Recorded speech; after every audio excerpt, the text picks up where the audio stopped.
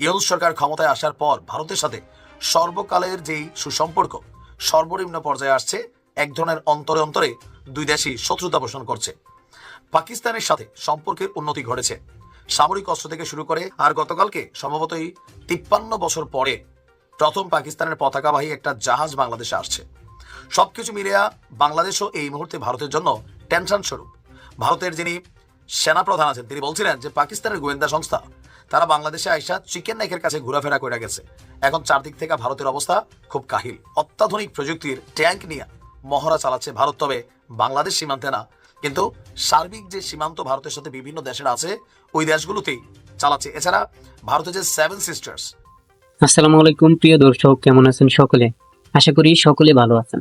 বাংলাদেশে যে উত্তেজিত রাজনৈতিক প্রেক্ষাপট এবং যে পরিস্থিতি চলতেছে তারই আলোকে আজকের এই বিশেষ গুরুত্বপূর্ণ ভিডিও, যার মধ্যে থেকে নাইমেলি ভারত মোদী সরকার নিয়ে বেশ কিছু কথাবার্তা বলল।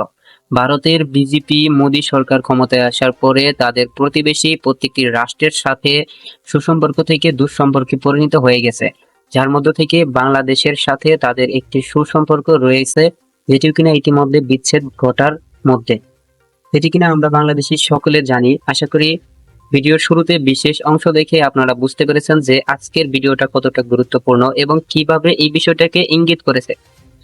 তাই বলি, আপনি যদি ভিডিওটি চালু দিয়ে থাকেন অবশ্য না টেনে ভিডিওটি শেষ পর্যন্ত দেখার অনুরোধ রইল। আর আপনি যদি আমাদের চ্যানেলে নতুন হয়ে থাকেন তাহলে অবশ্য ভিডিওটি লাইক, চ্যানেলটি সাবস্ক্রাইব করে আমাদের সাথে থাকুন প্রতিনিয়ত এরকম লেটেস্ট আপডেট নিউজ সবার আগে পেতে। আর ইতিমধ্যে আপনি যদি সাবস্ক্রাইব করে থাকেন তাহলে আপনাকে অসংখ্য অসংখ্য ধন্যবাদ। আমরা কথা না বাড়িয়ে চলে যাই সেই কাঙ্ক্ষিত নিউজ স্ক্রিনে। বিজেপির এই মোদী সরকার ক্ষমতায় আসার পরে প্রতিবেশী রাষ্ট্রগুলোর সাথে যত ধরনের সুসম্পর্ক ছিল সবগুলা শেষ। একটা দেশ বাকি ছিল, এটা ছিল বাংলাদেশ। প্রতিরক্ষা খাতে ভারতের প্রতি বছর যে ব্যয় হইতো, এর মাঝখানে বাংলাদেশ সীমান্তে আসলে ব্যয়টা জিরো ছিল, কারণ এখানে পাখির মতন গুলি করে মানুষ মারা যাইতো। আর জবাবে আওয়ামী লীগ সরকার ক্ষমতায় থাকতে এটা নিয়ে কথা বলতো না, বলতো যে আমাদের দেশের মানুষ চোর চোরটা, এরা সীমান্তে যায় কেন, এটা সেটা বইলা কি বলে যে আওয়ামী লীগ সরকারের সময় যে স্বরাষ্ট্রমন্ত্রী ছিলেন আসাদুজ্জামান খান কামাল, তিনি বিভিন্ন বক্তব্য দিতেন, আর আওয়ামী লীগও এই ব্যাপারগুলোতে চুপচাপ থাকতো। পরিস্থিতি পাল্টে গেছে। ইউনূস সরকার ক্ষমতায় আসার পর ভারতের সাথে সর্বকালের যেই সুসম্পর্ক সর্বনিম্ন পর্যায়ে আসছে, এক ধরনের অন্তরে অন্তরে দুই দেশই শত্রুতা পোষণ করছে।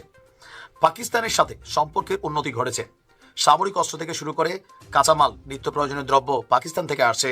আর গতকালকে সম্ভবতই 53 বছর পরে প্রথম পাকিস্তানের পতাকাবাহী একটা জাহাজ বাংলাদেশে আসছে। সবকিছু মিলিয়া বাংলাদেশও এই মুহূর্তে ভারতের জন্য টেনশন স্বরূপ। ভারতের যিনি সেনাপ্রধান আছেন তিনি বলছিলেন যে পাকিস্তানের গোয়েন্দা সংস্থা তারা বাংলাদেশে আইসা চিকেন নেকের কাছে ঘোরাফেরা করে গেছে। এখন চারদিক থেকে ভারতের অবস্থা খুব কাহিল। এরই মাঝখানে সীমান্তে অত্যাধুনিক প্রযুক্তির ট্যাঙ্ক নিয়ে মহড়া চালাচ্ছে ভারত, তবে বাংলাদেশ সীমান্তে না, কিন্তু সার্বিক যে সীমান্ত ভারতের সাথে বিভিন্ন দেশের আছে ওই দেশগুলোতেই চালাচ্ছে। এছাড়া ভারতের যে সেভেন সিস্টার্স ওই রাজ্যগুলোতেও একটা সীমান্তে ট্যাঙ্ক মহড়া দিচ্ছে।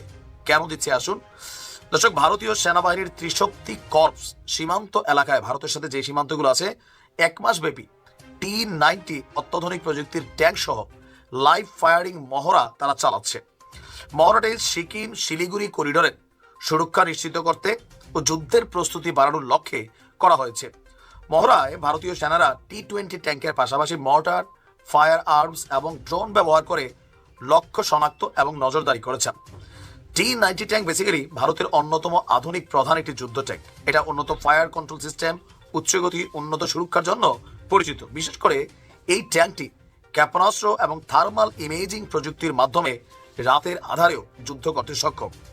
মহড়ার মূল উদ্দেশ্য ছিল বিভিন্ন দেশ থেকে ভারতের উপর যেই একটা চাপ আছে, এই বিভিন্ন অপারেশনাল পরিস্থিতিতে ব্যবহৃত কৌশল এবং প্রযুক্তির কার্যকারিতাটা আরেকবার ঝালাই করে নেওয়া। দেশীয় প্রতিরক্ষা প্রযুক্তির পাশাপাশি মানে বৈদেশ থেকে যে সকল জিনিসপত্র তারা আনে ওইগুলোর ব্যবহার বাড়ানোর মাধ্যমে আত্মনির্ভরশীলতা আপনার তৈরি করা। সামরিক বিশেষজ্ঞরা মনে করছেন এই ধরনের নিয়মিত উচ্চ তীব্র অনুশীলন ভারতীয় সেনাবাহিনীর আপনার যুদ্ধ কৌশলের প্রমাণ দিচ্ছে যে কোনো সংকটে ভারত যে কোনো দেশের বিরুদ্ধে লড়াই করার জন্য তাদের কতটুকু সক্ষমতা সেইটাও শত্রুদেরকে একটু দেখিয়ে দিচ্ছে। এখন ভারতের চারদিক ঘিরে শত্রু চীন, পাকিস্তান, আপাতত বাংলাদেশকেও তারা সেই তালিকায় নিয়েছে।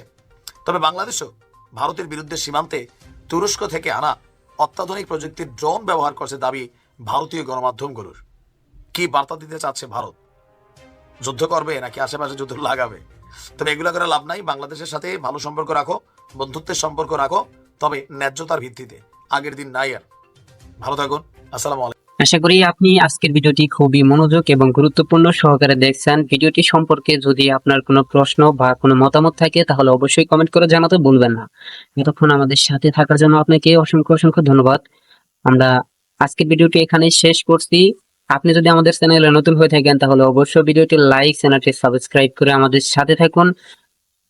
আর ভিডিওটি সাবস্ক্রাইব করে সাথে থাকার পরে বেল আইকনটি অবশ্যই অন করে দিবেন, কারণ প্রতিনিয়ত এরকম লেটেস্ট আপডেট নিউজ সবার আগে পেয়ে যাবেন। তাই আমরা আজকের ভিডিও এখানে শেষ করছি। দেখা হবে পরবর্তী নতুন নিউজ স্ক্রিনে। ধন্যবাদ এতক্ষণ সাথে থাকার জন্য।